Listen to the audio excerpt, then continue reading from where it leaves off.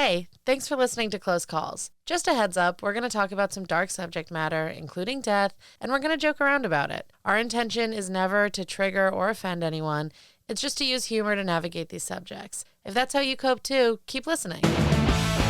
Welcome back to Close Calls, gang. Hi. It's Kevin and Lizzy coming at you in your ears. Remember us? Talking about people that have almost died but didn't. Lizzy, Remember us, your aunt and uncle that the grandparents are worried about?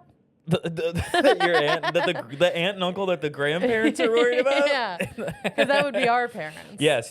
And they're like, when are they going to get a job? When are they gonna, I don't know. When are those two? So you're just never going to have kids. When are those two weird twins we adopted going to get a job? And we're like practicing kickflips and making fart noises. Yeah. Oh, you're getting into karate. So they're 40. Have you thought about finding someone nice and settling down?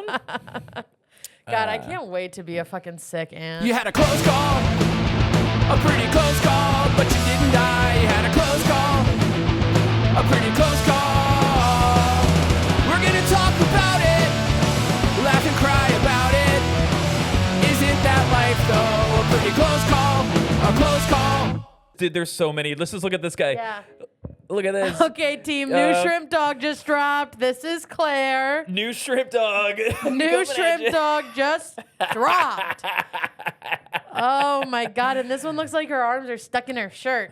You mean to tell me a shrimp fried this dog? Come on. Look at this. Oh my God. Oh my God. It's like an amoeba. Dude, you got to watch the show on YouTube. I'm not going to describe this for the listener because I can't. Mm-hmm. Now, I didn't think about this, Look but at her belly. technically the dog's a survivor of some sort. No, I've been thinking that the whole time. Oh, have we made that connection? Yeah, I think so. On Mike? I think Mike. Let's make it a fish. It's not a fish. It's a dog. It's a shrimp. Let's it's make both. it a shrimp. But it's like this is podcast appropriate because I assume it had 4 legs at one point. Yeah. Oh, look at him. Yeah. Dude. And the other one doesn't have back legs. Yeah, the other one's back legs don't work. What is going on now I'm suspect of this whole household. No, he's a rescue guy. Oh, this is like a guy who rescues Disabled doggies. only what? But what is the happening? shrimp dog is biting the paralyzed dog's back leg. Shrimp dog versus seal dog. Oh my God. A seal dog, dude. Let's get into disabled dog fight. For fun, for play, for fun. Yes, of course, and also some money. And also money. I just got to go back to this guy one more time. Look at that. Yeah, but what are you going to do with glasses? That's all you we need. arms. That's all we need. That's all we needed. That's the pod. Go home. That's the pod. Get We're out of here. done. Look at it standing up. He thinks he's people. Wait a second. That's he a has different more one. This one has 3 legs. Kind of Wow. 2.5. It's got nubs where its front legs should be. Wow, man. Yeah. Yeah. Let's just kind of hang out in the majesty that is shrimp dog. Fuck, this makes me want to disable a dog so bad. Yeah. Now we've talked about this before, and boy, that clip didn't do well. And It I flopped. think Nothing's flopped on the internet harder than shrimp dog. I don't know why. Me We tried to neither. post a clip. I don't know if it's. I think you posted it on TikTok. I but posted it on both. something about. I think it's still up on TikTok. But our clip about you talking about how is it wrong to cut a dog's front legs off to make it cuter? Didn't take off. Didn't touch people the way I thought it would. I thought everybody would For some reason, agree. the algorithm is suppressing free speech about shrimping a dog. I'm saying, I don't understand it. But whatever. Is it because people don't think you should cut a dog's legs off to make it cuter? Is it because that dog has crazy views on Israel and Palestine? I don't know why it's getting Here's suppressed. the thing. Art is about pushing boundaries. And if you're doing something everyone likes, you're not making real art. Hey, come on. Come on. Come on, dude. Let's go. How are you, Lizzy? I'm good. Yeah. I had so much to say to you and I can't remember a damn thing. You had so much to say to me. You were I waiting kind for of on felt mine? like I did, but now I don't. I thought you just wanted to talk shrimp because I saw an article on the way here. I was going to do a quick mini of before getting into the real story about the floods in Texas, and you were like, "But I have so many TikToks." Well, I do have TikToks. And then it's just the shrimp dog No, over I and have over. more. Also, well, never mind. I'm not gonna. You gotta now. No, it's not funny. Great, even better. No, I was gonna say when you brought up the floods in Texas, I thought we were talking about all the kids who died, and it made me sad. No, so I we're don't gonna talk wanna about some it. kids that live. Yeah. that a bunch of kids died. This And is it a made me survival sad. podcast. I know. Anyway, but I do want to tell you about this kid. Look at this. This is not leg related, but look at this little Oh, goblin. wow. I mean, like, yeah. I'll take all that. I'll take all that you got. Oh my God, dude. There's also like these hairless little chihuahuas that are in my algorithm. And I just want to like adopt one and rub sunscreen on it so bad. All right. Anyway, what else did you want to show me? Okay, before so we I get found into it? this kid. I know that you're into the skateboarding extended universe. Do you know about Emma Kawakami? Is this the kid that won the gold at the thing that I you think sent me? so. Well, actually, I think weirdly he won silver on some like weird technicality. Okay. But he did 2 900s, I think. Wait, The 2 spin. 900s? But like back to back, not at the same time. Oh, okay. But he's like 10. Yeah, that's And there was insane. an interview with Tony Hawk where Tony was like, how long? Because Tony Hawk was the first person to do a 900. Yeah. And it took him years to figure it out. Yeah. And Tony Hawk was interviewing this kid, and he was like, how long after you got the 720 did it take for you to figure out the 900? And this kid goes, a day. That's insane. And Tony dude. Hawk just started laughing, but you could also tell that he kind of wanted to rip this kid's head off and punt it into the ocean. Is it this? Yeah, it's that. Check this fucking kid out, dude. Wait. Check out how this kid Yeah. skateboards, Check dude. this fucking kid out. Look All at how right. good They this got- fucking kid They got is. bronze. Oh, is it too zoomed in?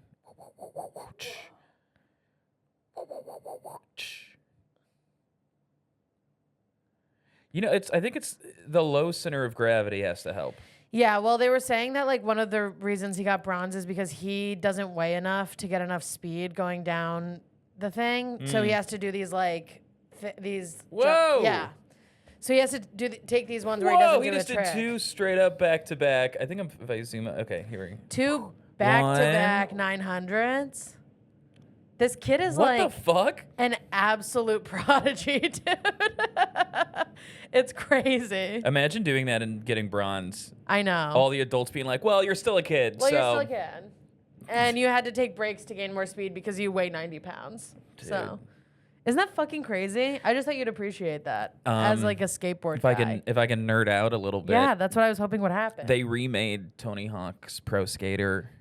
I want to play Tony Hawk Pro Skater so bad, and I don't They- know how to get it on my boyfriend's PlayStation. So they remade Tony Hawk's Pro Skater 1 and 2 years ago. And then they just remade Tony Hawk's Pro Skater 3 and 4. And it came out a day ago. Whoa. And I've already almost 100%ed it. I've been glued to my couch. And fun fact, because he was in the original game, okay, but then they excluded him. Bam Margera is a secret unlockable character Wow. that they last minute were able to because get he's sober now and skating again. you think? Apparently, they weren't going to have him in the game because of all of his stuff. And Yeah. Tony Hawk called him and was like, I demand you put Bam in. Wow. And so they weren't like, it's like last minute, like well, right he's before in launch. recovery. He should be in it. Yeah. He seems to be doing well and he's getting back And on he's top. getting But back you on the know, we've board. talked a lot about Bam. It's been a while, but we've talked a lot We've about talked about Bam. Bam, and we're hoping he's doing well. And it seems like he finally is. Yeah. And we're happy for him. And Bam's back in the game. Bam's back in the game. He's wearing his little character has sunglasses and a purple skateboard. Wow. He's got not 1, not 2, but 3 heartogram tattoos. I Yeah. know because I was checking out his Instagram yesterday. Yeah. Seems excessive, but It's kind of the thing that means most to the guy. for some reason he liked that terrible band Him, and now we Yeah. all have to deal with it. And it's fine. And his brother's band is in the soundtrack too. If I send that's not your laptop. This is this is not my personal Damn. laptop. Why? You trying to airdrop something? Yeah, I'm trying to send you a video. Okay. Whoa! Whoa! We got some. Sorry.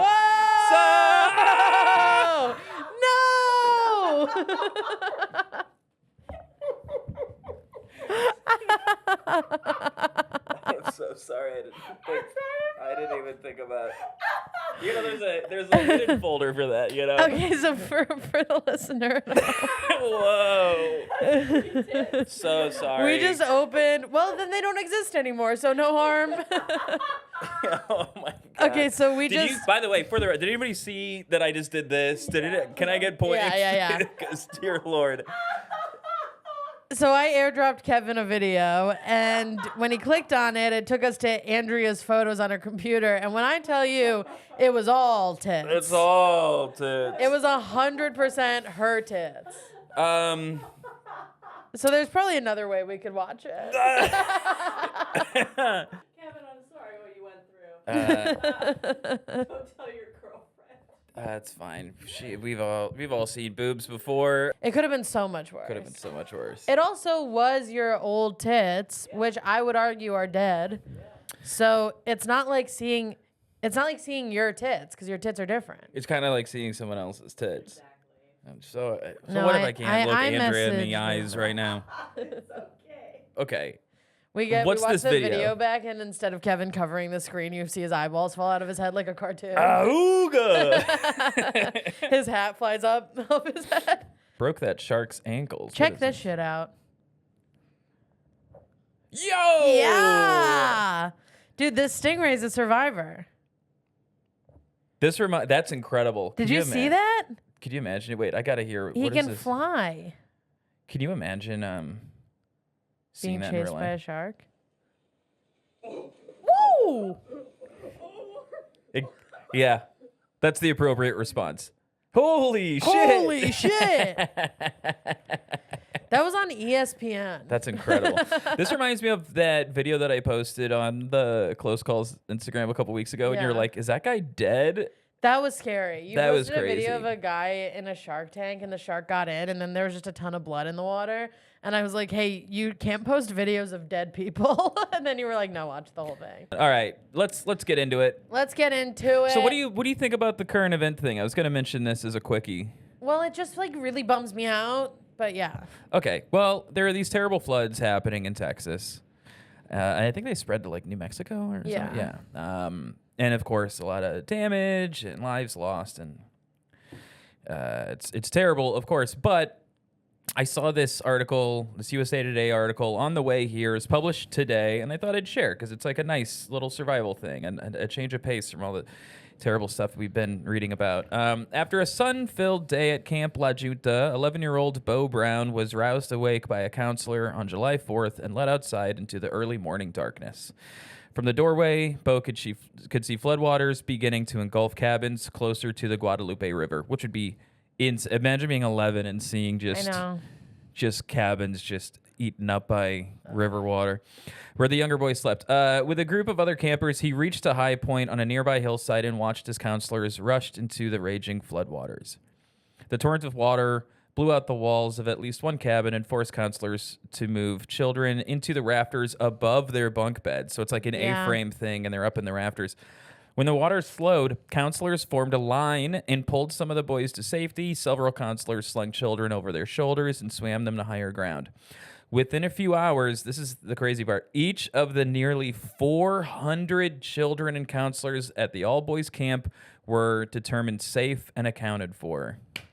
Yay. Also, like, not for nothing, camp counselors are like 16-year-olds. Yeah, right? Like, these are Honestly. children saving other children. Honestly, acting on their own, staff had taken decisive action, rushing the children into cabins up the hill from the racing river, which had risen over 20 feet in less than an hour. Crazy. Parents who spoke with USA Today credit them for saving their children's lives. Isn't that insane? 400 is a staggering amount of children saved. Children saved. That's more children than I've saved in my whole life. That's more children than I'll ever save. Mm-hmm. Absolutely. I thought you were going to do an abortion joke. I was thinking about it. We all knew it was. It was there. too easy. It was in the ether. Too It was low there for hanging. yes, of course. There was like a bunch of summer camps that flooded because of this, and a lot of kids did die. And that's the bummer thing. I have to say it. Like, a lot of kids did die. No, yeah, it's awful. And it was horrible. But a bunch of Mexican first responders, because it's where it is in Texas, is close to Mexico. Like, Mexican firefighters and EMTs and cops, probably, like, whatever, first responders, came into Texas and helped try to save these kids. And I just think that that's, like, incredibly heroic considering what we're doing to people from Mexico. Absolutely. Like, the irony we're of like getting rounding up people from Mexico and putting them in concentration camps, and these people were like, yeah, but I'm still going to help save those kids. Yeah. And I think that that's like really fucking cool. The and irony badass. of Texan, or I don't want to speak for all Texans, but I'm sure a lot of these there people. are people in Texas who think that Mexican people are criminals and whatever. But a lot of the irony of those people being helped more from Mexico than their own country. Yeah, totally. Is insane. And you make a really good point. I didn't even think of when I read that. It's like, camp counselors are like They're 16, children. 17-year-olds. Yeah, at the girls' camp where a bunch of girls did die, a bunch of them were also saved.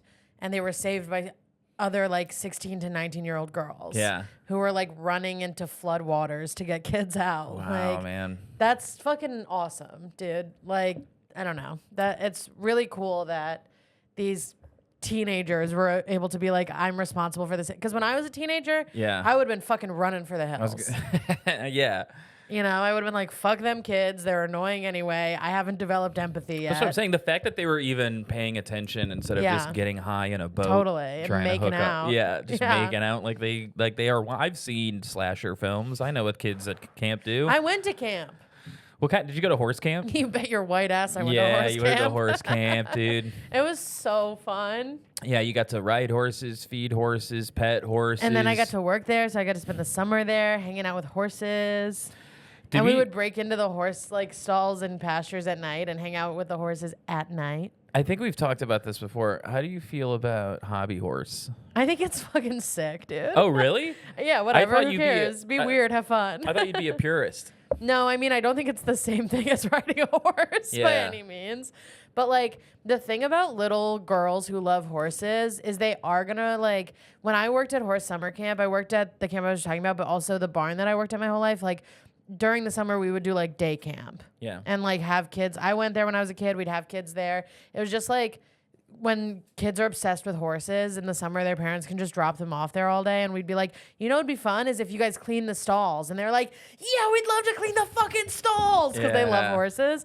So that was camp. Crazy they use that kind of language. No, yeah, they're bad kids. Yeah, they're bad, shitty little kids. Yeah. But they would also set up jumps and run and jump over them. Sure. But what about so now they're just doing it with a stick horse. But not all hobby horse what about when somebody's what would you consider is too old to be into hobby horse? 18. Yeah. No, maybe 16. Yeah. Maybe make a friend. Yeah. You know. So after 16, I think that's pretty old, to be honest. I think a lot of it should be an imagination dependent hobby. Mm-hmm. You know, where you can imagine it's a real horse. And there's a certain age where that just isn't, playing pretend just kind of is out. I'm looking up who is the professional hobby horse champion of the world. Probably a European. Probably some European. Rosie Mulari, widely recognized as a professional hobby horse champion with over 300 competition wins. Shout out Rosie. Now, Rosie Mulari, not telling us your age. It is athletically difficult, by the way. They are jumping over 3 foot tall jumps. Sure it is. Can you jump 3 feet in the air? I could jump 3. I could, yeah. Do it now on camera. Oh, I can't do it on camera. I got to warm up. Jump 3 feet into the air. Okay. This person's too old. This person, how old do you think she is? I mean, too old. This person is borderline an adult, at least. Is this shitty to just go to somebody's Instagram and be like, fuck you?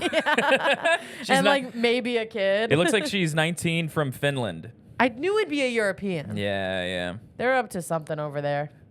I guess regardless of how I feel about the sport, it's shitty to go to a 19-year-old's Instagram on a podcast. And be like, dork! What a fucking idiot! Loser! Could you imagine if we had the kind of following like an alt-right pod, where people like go a to fucking her Instagram and send her death threats? Kill yourself. If we had that kind of, that would be so insane. Hey gang, just wanted to take a quick second and remind you to like and subscribe on iTunes. If you like what you hear, please go ahead and leave us a review. It really does help out a lot. You can also call us at 470-NOT-DEAD. Leave us a voicemail. Tell us about a time you almost died or whatever you want to tell us about. And if it's cool, we'll play it on the podcast. You can change names of people. You can make it anonymous. But if you don't want us to hear your voice, you can email us at closecallspodcast@gmail.com. Tell us your story. We'll read it on the pod. And if you want to stay up to date on all things Close Calls, go ahead and give us a follow on Instagram at Close Calls Podcast. Kevin, you got a story for us? Yeah, I do. Do you want to tell it? Hey, I'd fucking love to. Okay, great. Have you heard of Hiroo Onoda? You know I haven't. Don't do that or to Onoda? me. You might not know the name, but you might know what he's known for. Yeah.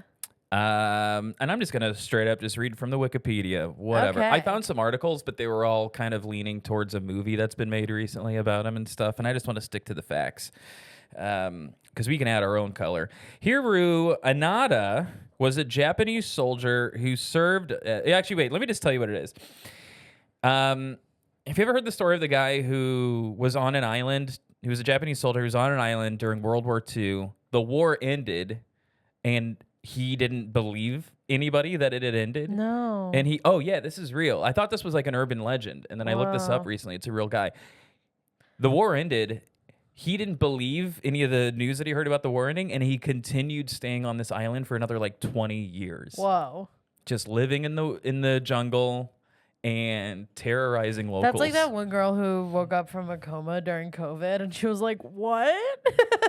Wait, I didn't hear about that. Yeah, What? there was like a girl on social media who woke up from a coma in like 2020. She had been in a coma for like a year. Oh, brutal. And she woke up and she was like, "Hey guys, what's going on?" And then, everybody's wearing masks. There's like plastic up over everything. Everything is different now. Yeah.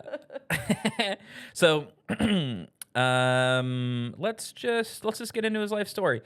Onoda was born March 19th, 1922, in Japan, of course. In 1939, he left to work at a branch of the Tajima Yoko Trading Company in Wuhan, China. Heard of it? Heard of it? I have heard of it, Lizzie. And it's crazy that came not It's a crazy. sentence after the story you just told. Everything's connected. This is all a that simulation. was such bad branding for Wuhan, China. Ooh, such a bummer. We'll never hear that and not think of Yeah. COVID. No. In 1942, They have to do something fucking crazy over there. they gotta really outdo They themselves. gotta do something fucking nuts over there. If you were in charge of PR and Wuhan's PR, I mean, at the very least, start a podcast. you'd be like, we gotta open up a theme park do or something. Yeah, something, get into dude. the Olympics. Let's just say tourism is down. Mm-hmm. Get into the Olympics. Yeah, send China will someone. be in the Olympics for I know, sure. but have somebody in there who's like, this person's from Wuhan. Okay, specifically And this they're guy. really good. And they're so good. They're so good. They're so good. And it has nothing to do with any sort of Oh my God, I saw. biological enhancements or whatever. It doesn't have any. It's natural. Yeah. I just Is that saw helping? a great video from the 2000s where this swimmer from, I want to say Ghana, was swimming in the Olympics. He like barely qualified. He had never been in an Olympic pool until the Olympics. Oh, interesting. He was training in a hotel pool, No small fucking hotel way. pool. And he was the only swimmer ever from Ghana. And it was like he was in this race against two other people. It was like a men's like 1 lap freestyle. And the other two competitors false started on purpose. What? And he had the slowest time in Olympic history, and he got a gold medal because everybody was like, this guy's been working his ass off and he doesn't have the resources. No and way. You like watch him swimming in this pool, and like honestly, he's not like a great swimmer. And the whole stadium is on their feet, clapping, cheering for him. They false started on purpose? Yeah.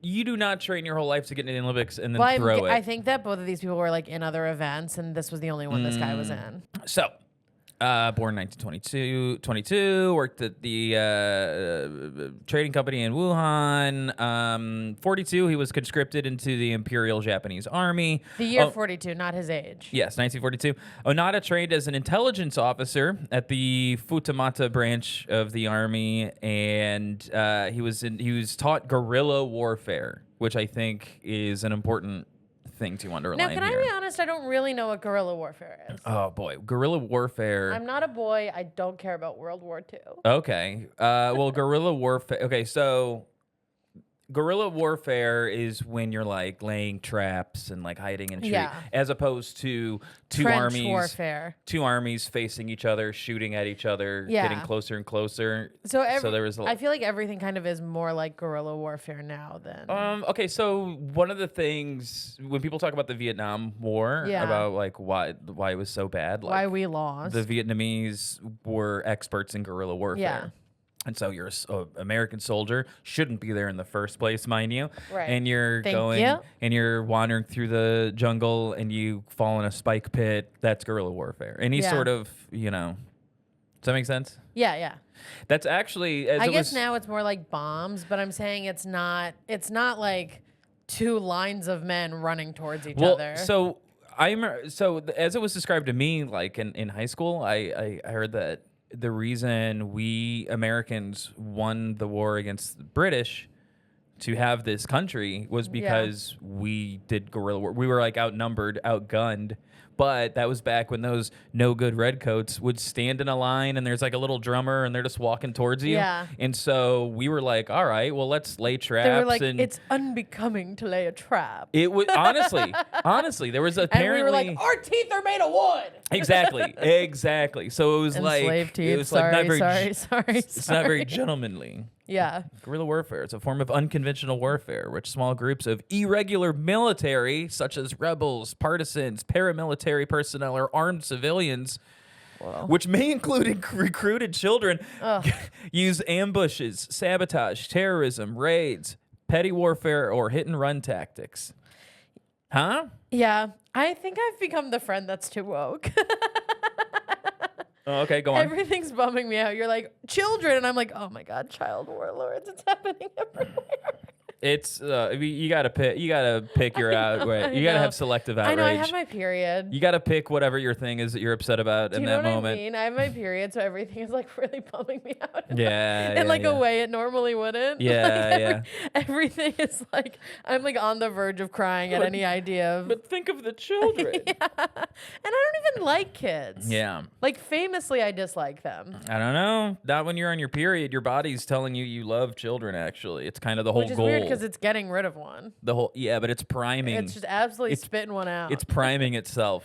Yeah. You know, it's like you redid your car's interior, and it's like, come have a seat. Yeah, I detailed my uterus. Yeah. Yes. On December 26, 1944. Onoda was sent to lead guerrilla warfare operations on Lubang Island in the Japanese-occupied Philippines. His mission was to destroy the island's airstrip and the pier at its harbor ahead of the Allied invasion, as well as to destroy any enemy planes or boats that attempted to land. Let's have a look at him, by the way. Handsome guy. Yeah. Good-looking guy, huh? The Allied forces were the bad guys, right? Huh? The Allied forces were the bad guys? The Allied forces were the bad. Oh, you're asking which side he was on? Yeah. Japan bombed Pearl Harbor. Yeah, I know. So that should tell you everything you need to know. I do know that. Yeah. And the Allies were Germany, Italy, and Japan, right? There's the Allies. I'm kind of just doing like an A-push pop quiz for myself to see what I remember. So the Allies were us and right? And no. The Axis. Yeah, the Axis was Italy, Japan, Italy, Germany. Yeah, and we had London. We were the Allies. Yes. Because that does sound like what we would call ourselves. I mean, yeah, I'm sure they don't call themselves the Axis of evil. No, over I know, there. but I'm saying like I was taught in the U.S., so like Yeah. it'd be Yeah. Of course, I was. You're figuring it all. I see you connecting dots. I'm connecting the dots. Yeah. But yeah, so his mission was to destroy the island's airstrip and its pier. And the pier at its harbor ahead of the Allied invasion. Oh, I get it. Okay. As well as to destroy any enemy planes or boats that attempted to land.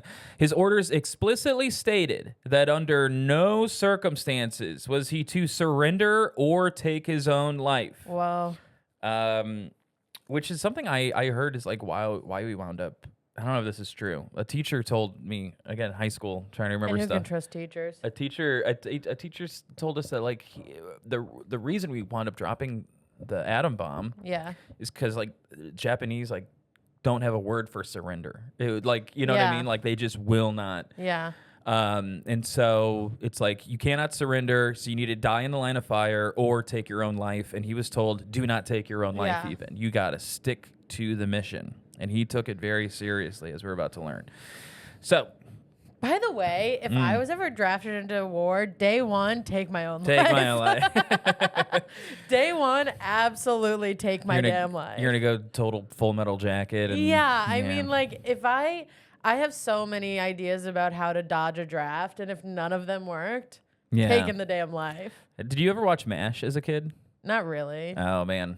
All right. There's a guy on the show who would just wear a dress every episode. Yeah. Because he was like they're trying to get him to be like, you're crazy. You're Yeah. no longer have to be here, which is so funny because now it'd just be like. Literally, my plan is if there's a draft to say I'm trans. Yeah. Yeah. When Onoda arrived in Lubang, he encountered officers who outranked him and prevented him from carrying out his mission, which aided the United States and Philippine Commonwealth forces in capturing the island when they landed on February 28th, 1945. After a short period, everybody... Hey, that's what I have. Everybody but second... Nothing on that? After a short period, everyone except Onoda and 3 other soldiers had died or surrendered. So Onoda led the 3 men into the island's mountains. So the Allied invasion, they come in, they wipe out pretty much everybody, and Onoda and 3 other people run into the, I almost said Amazon, into the forest. So while in hiding, Onoda and his companions continued their mission, carrying out guerrilla activities, surviving on bananas. Talk about guerrilla activities. Come on. Come on. Take a Perfect bow. joke. Take a Perfect bow. joke. Surviving on bananas, coconuts, stolen rice, and cattle, and on several occasions engaging in shootouts with locals and the police. Oh my God. Which is so funny. So imagine you have Japanese forces occupying your little island in the Philippines. American or Allied people come in, save it, but then they just left 4 little guys that are just running into your farm, Stealing your rice, having shootouts with the police, running back. It's absolute chaos. They are just terrorizing the people that live on this island. And it's 4 guys, so every time it happens, you're like, there's that fucking guy again. Yep, and his mission was to blow up this port, which he wasn't allowed to do because of his ranking officer stuff. And don't kill yourself. Yeah. Those are the rules. So he's just hanging out and just making life miserable for fucking everybody. The first time Onoda's group saw a leaflet, they would drop leaflets from like the sky and stuff to try to get them, fly an airplane overhead and drop, because they used to do it with propaganda. Yeah. But in this case, they were dropping leaflets announcing that Japan had surrendered. This was in October 1945. Remember learning about propaganda in high school like it was over? Yeah, right? Remember people being like, there used to be this thing called propaganda, and they're like doing it to you while you're there. Yeah, I pledge allegiance to the flag. Yeah. And they're like, and then Malcolm X was mean about racism. Yeah, we're not going to talk about Malcolm X too much, but boy, did he have a bad attitude. Yeah. Now that MLK guy, that was an upstanding gentleman. Too bad he died by accident. Completely by accident. We don't even know how it happened. Yeah, dude. He tripped and fell and landed on a bullet. And in the 40s, there used to be propaganda, and it was cartoons. Yeah. So he sees these. They're dropping these leaflets saying Japan surrendered. A separate group of Japanese holdouts showed them a note left behind by islanders that read, quote, "The war ended on August 15th. Come down from the mountains." The men decided that the leaflet was Allied propaganda. And honestly, I would Why too. wouldn't you? I would come down from the mountains. Yeah. Yeah, okay, sure. The thing you want me to do this whole time? Sure. I'm going to go have a shootout with some cops. And reasoned that they would not have been fired on before if the war had ended. Near the end of 1945, leaflets with a surrender order from General Tomoyuki Yamashita of the Japanese 14th Area Army were dropped by air on Lubang.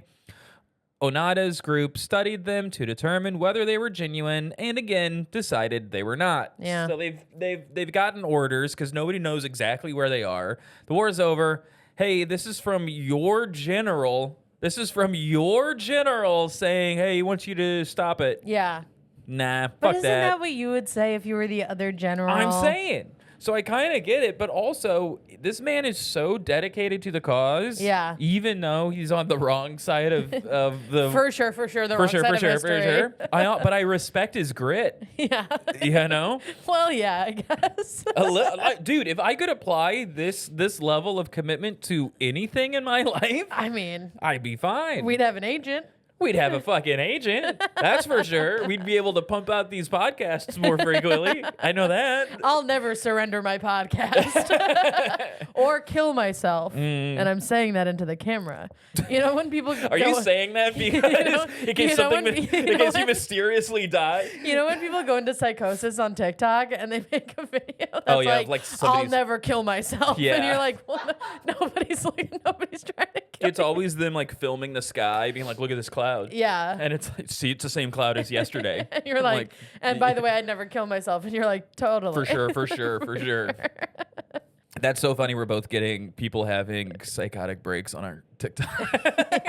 Armless dogs. And people in the throes. And people in full-blown psychosis. And when I was in full-blown psychosis for a year, I didn't make a single video. Yeah, you really fucked up. I could have been pumping out content. Imagine having And instead I was like wandering around near a hospital in case I had an aneurysm. Yeah,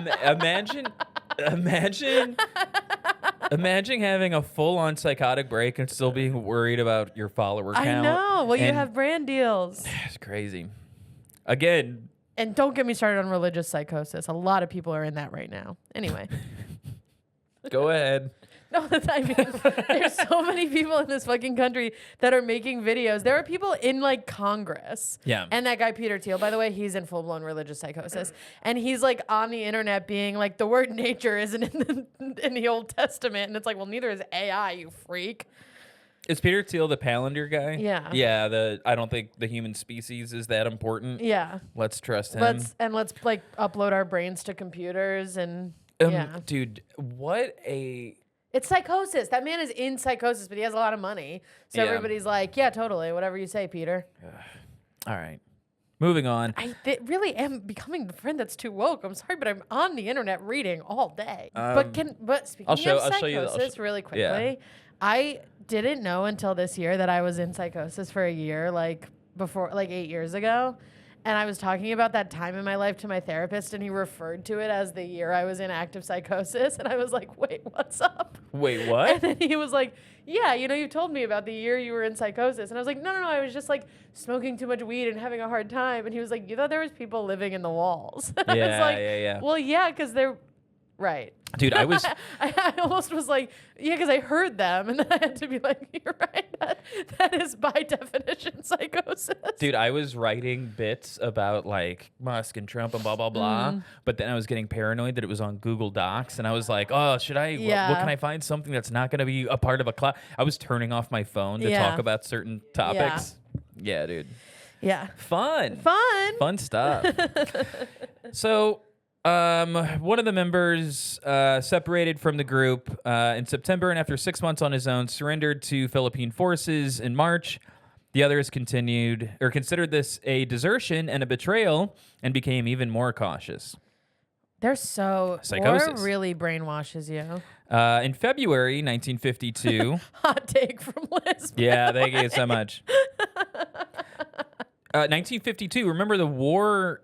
ended in 1945. Yeah. In February 1952, letters came from the three soldiers' families urging their surrender, along with family photographs, which were dropped by air. But the group again concluded that it was a trick. Yeah. So your family, yeah, dude, your family's also like. Also, at this point, you're like, well, we can't be like, oh, we were wrong. Oh, my bad. For 7 years, we were wrong. Egg on my face. You have to double down, dude. Just your family, like, it's me. Please come home. Yeah. Nah. That could be Photoshop. Before Photoshop. It's a drawing. Nah, it's a very good drawing. Well, I feel like if I was in that level of delusion, I would probably be like, they captured my family. Whoa. And made them write That this. actually makes perfect sense. I know how people. I don't know how how dude. Crazy people. No, that's think. some good sight. That's some good reverse. That's a really good reverse engineering, actually. That's good. So. One of the other guys, Shimada, was wounded in the leg in a shootout with a local fisherman.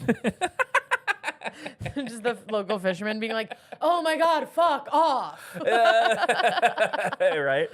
Was a shootout with local fishermen in June 1953, after which Onoda nursed him back to health. Nice. May 7th, 1954, Shimada was killed in a shootout with the Philippine Army mountain unit, which accidentally encountered the soldiers while training on the island. So now we're down to, I think, 2 people. Yeah. October 19th, 1972. Again, war ended 1945. Kazuka was killed in a shootout with local police while conducting a recurring raid Yeah. So they would just do regular raids in which he and Onada burned piles of rice harvested by the villagers. Dick Jesus move, Christ. which they intended as a signal to fellow Japanese forces that their group was still alive and carrying out its duties on Lubang. So now Onada was alone from here on out. Dude, it's like a little cult. Yeah, it's a 3-guy cult. 2-guy cult. 4 guys. Started 4, I think. Yeah. But also, like, at this point, I guess there's, like, no diplomacy in which you can be like, hey, can we send a Japanese general to, like tell these guys they've been reassigned. Dude, right? You know what I mean? Yeah, honestly, just trick them into like... And then bring them back to Japan, put them in like a cold room and tell them that the war's over. Dude. February 20th. Also, like, there's no way they packed enough undies and stuff for this. Yeah, it's probably, hey, we got fresh undies if you want them. That probably would have done it. Okay, but... That probably would have done it. I'm agreeing. Who doesn't love a fresh pair of undies? Oh, my God. Come At laundry on. day? When they're still warm? Yeah, and dude. it's cold outside? Yeah, dude. Woo. There's this thing, I've never actually done this, but I want to. I just forget.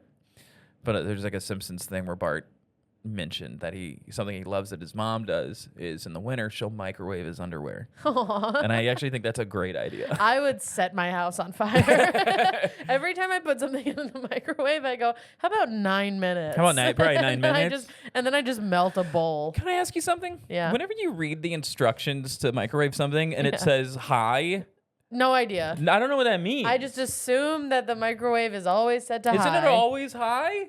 I've never had a microwave in which you could make it low. I think you look. But sometimes I will microwave something that'll be like microwave it on high for 5 minutes and then on medium for 2 minutes. And I go, we're just doing 7 minutes. What are we doing here? Also, there are so many buttons we don't need on a microwave. Yeah, too many. Thaw, baked potato. Well, I got Get like outta a here. retro microwave that has almost no buttons. Love that. It has dial. a knob. Yeah. Love the it has dial. a dial. All we need is the minutes, and I like a popcorn button, but it's typically wrong. Yeah. The popcorn button's never right. I always have to open, close, and then another 30 seconds The way or you so. make popcorn is you set the time on the microwave way too high. You do like 20 minutes. And you just listen. And then you just listen and let that thing rock out. So I don't know if the popcorn button's a different, we talk about high, medium, whatever. Yeah. I don't know if the popcorn button does a different temp. You know so what I do does is popcorn, and as I count down 3, 2, 1, open, close, and then immediately 3, start. While it's still popping, and it has to be timed perfectly or the whole batch is ruined. Totally. The one thing, the reheat button, that does go different, like high, medium, low. Oh, really? As it goes, because you can hear it. Yeah. Like the microwave sounds different. Yeah, You know what I mean? You're like a microwave whisperer. Yeah. I like that. Well, I can't cook. Well, like, My Why- boyfriend can we likes just the go back? popcorn burnt, What do you mean likes it like burnt? a little burnt. And the What? smell just like lingers in my nostril. It's like the only fight we have. Look, He starts microwaving popcorn and I go, please don't burn it. hey, you know I like your boyfriend, but I think you guys should break up after hearing that. He likes it burnt? Only a little bit. Yeah, he's like, he's like got one wrong thing about him.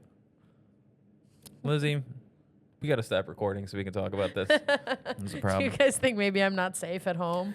That's a serial killer trait for sure. No, he's a wonderful man. A wonderful man. February 20th, 1974. Onada. It's so crazy. 1945. The war ended 45, 55, 65, 20 something years ago. Come on, it's 74. 29. There you go. I'm 28 years old, by the way, for reference. It's your whole life. Plus one. February 20, 1974, Onada encountered Norio. No, I'm sorry. Norio? Is that how you think it? Norio? Norio? Norio. Norio. I like that. Norio Suzuki. Let's go with Norio. Norio Suzuki, a Japanese adventurer. Love that. And I'm just an adventurer. A Japanese adventurer who was traveling around the world and had told friends he was looking for, quote, Lieutenant Onada, a panda, Slay. and the abominable snowman in that order. Love this guy. Suzuki located Onoda after just 4 days of searching for him on Lubang, which I think makes... I at first I read that and I was like, just 4 days. And then I was like, the whole island hates him. And he's like burning rice to be like, here's where I am. They're like, yeah, he's up on that ridge. Yeah. Please something. Get him down. Do something. Our grandparents remember when he annoyed them. Yeah. Onoda later described their meeting in an interview, quote, "This hippie boy, Suzuki, came to the island to listen to the feelings of a Japanese soldier. He and Suzuki became friends, but Onoda still refused to surrender, telling Suzuki that he was waiting for orders from his commanding officer. He named Major Yoshimi Taniguchi, who is commander of the Special Intelligence." Too many words. He named a commander to the Suzuki guy. So Suzuki returned to Japan with photographs of Onoda as proof of their encounter, after which the government located Taniguchi, who he named, who would become a bookseller. Nice. So Taniguchi flew to Lubang with Suzuki and on March 9th met Onoda in the jungle and issued him the following orders. 1. In accordance with the Imperial Command, the 14th Area Army has ceased all combat activity. 2. In accordance with the military headquarters, the Special Squadron in the Chief of Staff's headquarters is relieved of all military duties. 3. Units and individuals under the command of the Special Squadron are to cease military activities and operations immediately and place themselves under the command of the nearest superior officer. Onoda was thus relieved of duty and on March 10th, 1974, surrendered to Philippine forces at Lubang's radar base.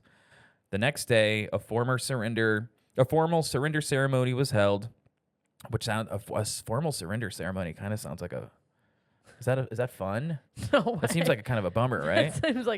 That seems like they're... If someone was like, hey, we want you to come to a formal surrender ceremony, I'd be like, so you guys are going to kill me there? So what's going on? Wait, a formal... It sounds like when you're drinking at a funeral. Yeah. I appreciate that there's a bar, but no, it's not going to make it fun. Yeah, this sucks cock. He turned over... Oh, sorry. Did you... Formal... Okay. Here It's it is. like- Yeah. It's like when a team loses in the finals and they have to go out drinking in the city they lost in, and my everybody's God. like throwing stuff at them. A formal surrender ceremony was held by Philippine president in an international media sensation. Marcos granted Onoda a full pardon for any crimes he had committed while in hiding. Okay. I don't think... What are we doing? What the hell? Come on. Terrorized Philippine locals. Shooting at cops and fishermen. Onoda turned over his sword. Okay, he had a sword this whole time, which only adds to the case. I wish I knew that earlier. Yeah. There's a fucking guy in the woods with a sword. Well, of course he has a sword. He's hiding in the woods. Burning rice. Yeah. He turned over his sword, a rifle, 500 rounds of ammunition, several hand grenades. How did he still have 500? How much did they give him? As well as a dagger his mother had given him in 1944 to kill himself if captured. Whoa. That is wild, because that sentence started, his mother had given him, to kill himself if captured. Goo! Whoa. Hello. Yeah. Dude, it's like so I think the whole Japanese culture is just commit to the bit. Yeah. Way harder than here in America. We don't commit to the bit. No. We dodged the draft. We dodged the draft. That's what we do. We dodged the damn draft. Yeah, that's what we do. That's how we do it. That's okay? how we do it. When my dad almost got drafted, he did not draft dodge. He ended up not having to go. But he was a hippie, so he was going to draft dodge because he didn't believe in the war in Vietnam. Yeah, great. And when when his number was called, his mom like packed his bags and was like, go to Canada. Awesome. And his mom was like a patriot, but she was like, head for the hills of Canada. I'll see you when the war's over. See, I hear that and I'm like, great. That's great. Yeah. That's the right thing to do. Onoda had held out for 28 years, 6 months, and 8 days after Japan's surrender in 1945. Jesus Christ. Only Private Hiroo Nakamura arrested. That's almost exactly as old as I am. Yeah, dude. Something, I don't know, whatever. Blah, blah, blah. Later life. Onoda, who had been declared dead by the Japanese government in 1959, received a hero's welcome upon his return to... I don't know. I don't know. Hey, great job not killing yourself, kid. He received a hero's welcome upon his return to Japan in 1974. The Japanese government offered him a large sum of money and back pay, which he refused. When money was pressed on him by well-wishers, he donated it to the Yasukuni Shrine. Onoda was reportedly unhappy at receiving such media attention, at what he saw as the withering of traditional Japanese values. He came back and he said, "These kids are soft." Yeah. He wrote the book No Surrender, My 30-Year War, a best-selling autobiography published in 1974. In April 75, he followed the example of his elder brother Tadao and left Japan for Brazil, where he became a cattle farmer. Yeah. He married the following year and assumed a leading role in the, I don't know what this is, Jamic colony, a Japanese Brazilian community. This is crazy. So he gets back the next year, writes a book. The year after that, moves with his brother to Brazil. The year after that, gets married. I mean, this dude is getting to work. It's also kind of fake to be like, I hate the attention and then write a book. Yeah, I know. Right? Come on. Come on. You like the attention. You Why like else? it. Would you write a book just for you to read? After reading about a case in which a Japanese teenager murdered his parents in 1980, Onoda returned to Japan in 84 and established the Onoda Shizen Juku, or the Onoda Nature School, an educational camp for young people, which I guess is teaching them to commit to the bit. After the war, right? He's like, these damn, Yeah, it's like a real Bill Cosby level kind of like. Pull your pants up. Yeah. Stop killing your parents. Yeah. Go live in the woods for 28 years. After the war, Filipino news media interviewed villagers who had lived on Lubang during Onoda's time in hiding and alleged that he and his men had killed up to 30 civilians. Oh my God. Onoda did not mention these deaths in his autobiography. Fake. In 1996, Lizzie Cassidy was born. Keep going. in 1996, he visited the town of Luke on Lubang after his wife Machi arranged a $10,000 scholarship donation on his behalf to the local school. The town council presented Onoda with a resolution asking him to compensate the families of 7 people whom he'd already killed. And about 50 close relatives of the alleged victims staged a protest against the visit. After 1984, Onoda spent 3 months of the year in Brazil and the rest of Japan. For allowing the Brazilian Air Force to conduct training sessions on his land, he was awarded another medal. In February 2010, the Legislative Assembly of Mato Grosso do Sul awarded him citizenship. And in 2006, his wife Machi became head of the Conservative Japan Women's Association. Awesome. Conservative Japan Women's Association, which had been established in 2001 by the ultra-nationalist organization Nippon Kaigi. So ultra-national, again. Ultra-nationalist doesn't sound awesome. Just kind of garbage people all around. January 16, 2014, Onoda died of heart failure resulting from pneumonia at St. Luke's International Hospital in Tokyo. Chief Cabinet Secretary Yoshihide Suga commented on his death, saying, quote, "I vividly remember that I was reassured of the end of the war when Mr. Onoda returned to Japan." Wow. And that is the story of Hiroo Onoda. That's crazy. Even other people were like, well, the war's not really over till Onoda comes back. Crazy, though. Yeah. Final thoughts? I think he probably wasn't a very cool guy. I don't think we would hang out with him. I don't think we'd get along. Surviving I think you shouldn't kill 30 people for no reason. He did survive. What I think is fun about this story is we have so many surviving in the woods stories off of, you like bananas or whatever because you have to. Yeah. This guy chose to be a terror to the people of this island. Yeah. He could have gone to civilization if he wanted to and refused for over 20 years. Totally. What an absolute psychopath and bad guy. Yeah, I do think this is just like a mentally ill person also. Yeah, dude. Yes, dude. That's so often left out of history where it's like, by the way, this guy was fucking bananas. Well, that's the story. That's what we got. That's the story. Hey, war will brainwash you though. Yeah. That is my hot take for the episode. War is gonna brainwash you. Yeah. All right. That's it. Bye.